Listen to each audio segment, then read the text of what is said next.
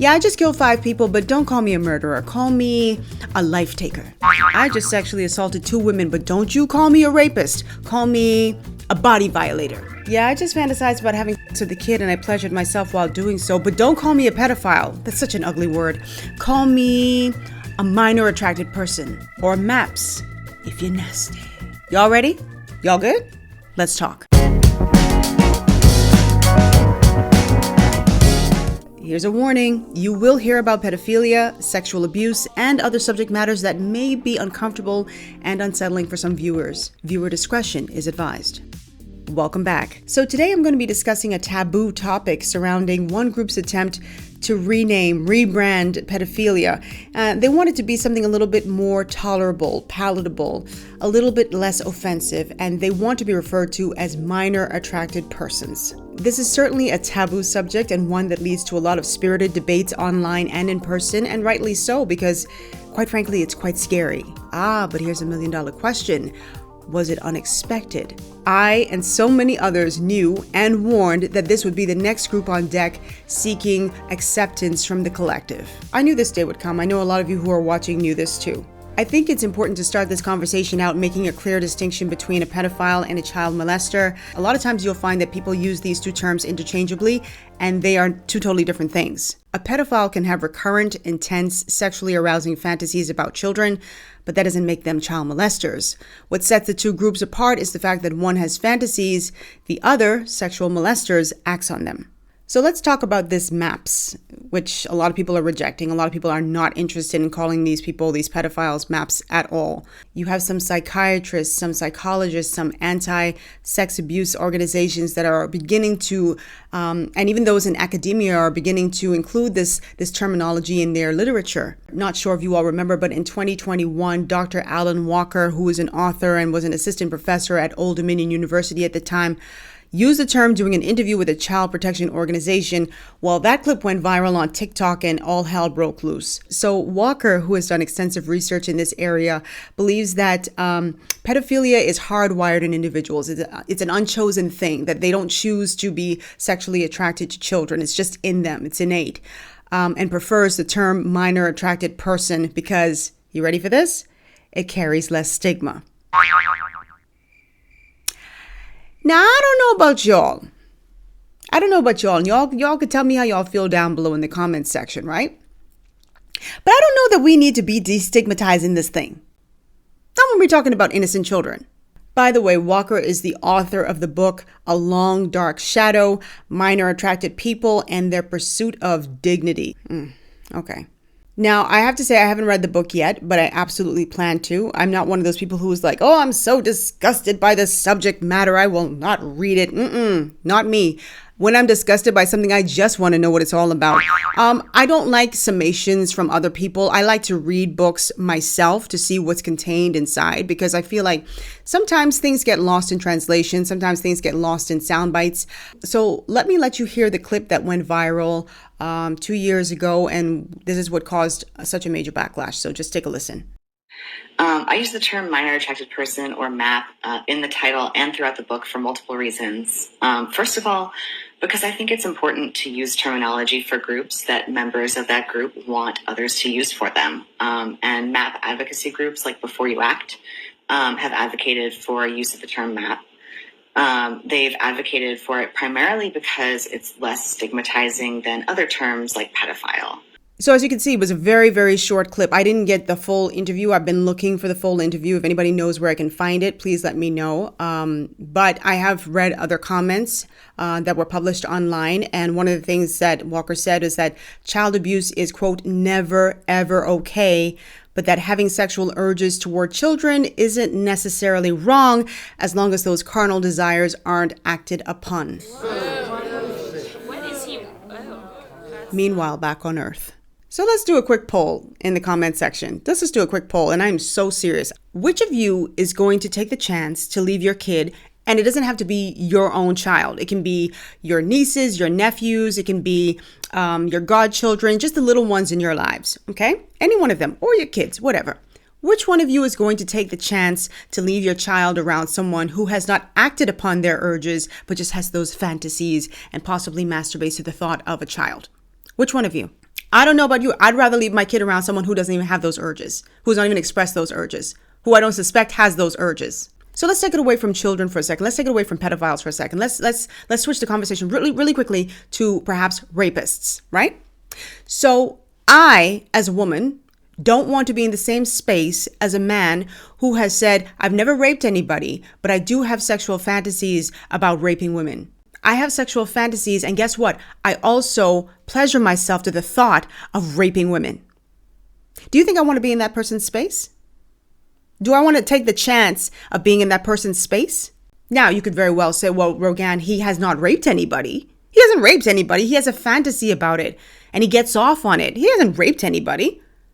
But do I want to be the one to take the chance? Do I want to be in your space when perhaps there's an opportunity and then you go, oh yeah, I'm going to cross over from the fantasy to reality? Yes, pedophilia is the attraction and not the action, but I'm pretty damn sure that a lot of them went from just the attraction to the action. I don't want to take the risk, not with my kid. Anyway, so Walker lost several university jobs because of those comments. Let me say very quickly that I don't support that. I think we're going down a very dangerous and slippery slope when we do that, because what's the cutoff point here? What's the cutoff point? It's very easy to get into this mob mentality and strip someone of their livelihood and say, oh, well, you know what? They got what they deserved. Yeah, they got what they deserved. But what happens when it's your turn? What happens when it's my turn? Stripping someone of their livelihood is a very serious thing, and it's not to be taken lightly. Of course, organizations have the right to do as they please, but I think it's just something that we need to be very, very cautious of. I think the world operates best when there are different voices and different perspectives. If you watch my last video, one of the reasons why we're in this state right now is because we don't have we don't know how to dissent properly. I don't know if you all remember several years ago, because, we're always talking about terminology and people watering down or trying to sanitize certain evil acts. But several years ago, the Catholic Church was under fire for some child abuse. I think that was well documented all over the world. But you had some Catholic bishops in the United States calling them boundary violations. We're going to call these boundary violations.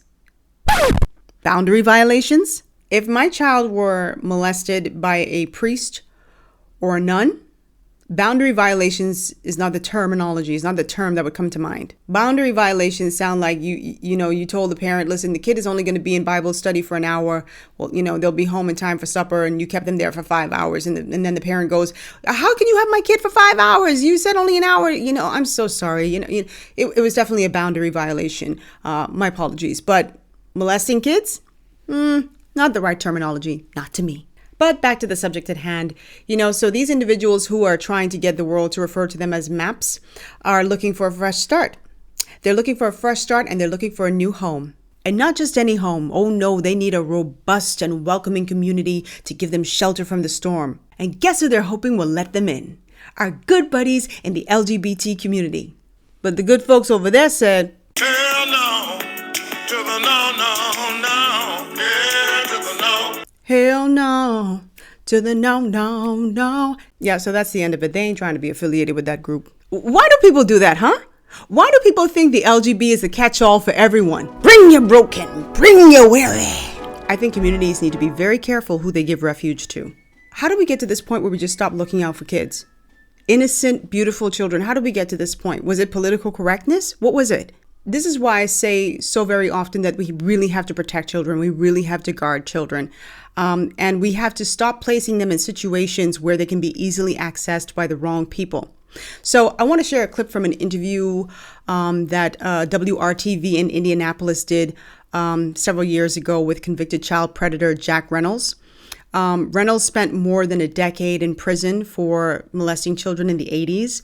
And in this clip, he describes in great detail how he'd go about selecting his targets, his victims. And I came across it and I thought it was worth a share. So take a listen. How did you get them alone? Grooming. I would check out their family situation. I would check out their clothing to see how well they were, financially. I would check out their social interaction with other kids. Were there certain characteristics that you looked for in children before molesting them? In children, yes, but more I also looked at their families. If I thought the father was a threat, I would not approach the child. If I thought that the child had friends that he would tell, I would not approach him. If I thought the child had friends that were in the same capacity he was, I would approach him. For the simple fact that if I could molest him, I could lure him into believing, grooming him into believing that he would enjoy it. And therefore, I could manipulate him into having his other friends come and be molested by me as well. If it's one thing I'm grateful to Jack Reynolds for, and it's not a lot that I am grateful for, but that he has shared his techniques so that those of us who aren't familiar, we know now what to do, what to look for.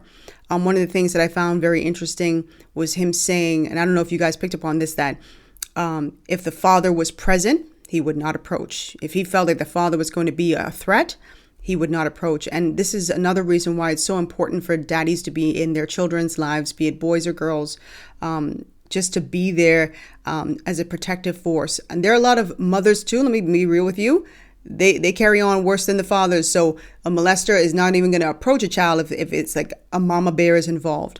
So that happens as well. I know a lot of women in the comment section are probably going to say, I'm a mama bear and I would destroy someone who tried to come next to my kid. And I believe it. I think, the child just needs a powerful, protective force to guard them, and people will know, I'm not gonna try it. I'm not gonna try it with this kid. So I think that's very, very important. So I'm grateful to him, and I'm grateful for WRTV for even doing that interview. There's a lot to be learned, a lot to be gleaned from these interviews. Oh, before I go, I want to thank everybody who weighed in on my video last week. I've been on this platform for 4 years, and I've never had such an I've never had a video go viral, and I think I can safely say that video has gone viral and is still growing to this day.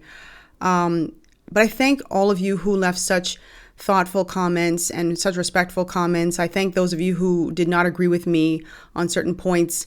Because like I said before, I like to hear a different perspective. I'm not one of those people who needs everybody to love me. I don't think we ever grow that way. So I'm thankful to you all as well. If I didn't get to you, it's only because there are thousands of comments and they were coming in fast and furious and I just couldn't keep up. I tried to at least say thank you or answer some questions, and I'm just very, very grateful. There are people, again, who disagreed with me, and that's to be expected. That's only a natural thing. I hope that YouTube doesn't do anything crazy to the video, because I think it really has given people a platform to really just to vent their frustrations and share their stories. And I've had so much fun reading your stories and gotten really sad reading some of them, to be quite honest, because you just never know what people are going through. But the overwhelming majority of you were so positive, and I really, really, truly appreciate you guys so much. I love you. Thank you for taking the time to subscribe. I need to say really quickly that I'm sure at some point, I'm going to say something that you disagree with. That comes with the territory. I hope everybody doesn't be like, oh, unsubscribe because I disagree. Let's talk about it. Like, this is a marriage, so we in a marriage now, baby. So you mad at me? We ain't getting divorced. You go sleep in the other room until we could figure it out. You ain't unsubscribing from me. So we locked in for life. But thank you so much. Leave comments down below. Thanks again. Thanks a million. And I'll see you all next week. Just keep tuning in and I'll give you some good content. Bye. I love you.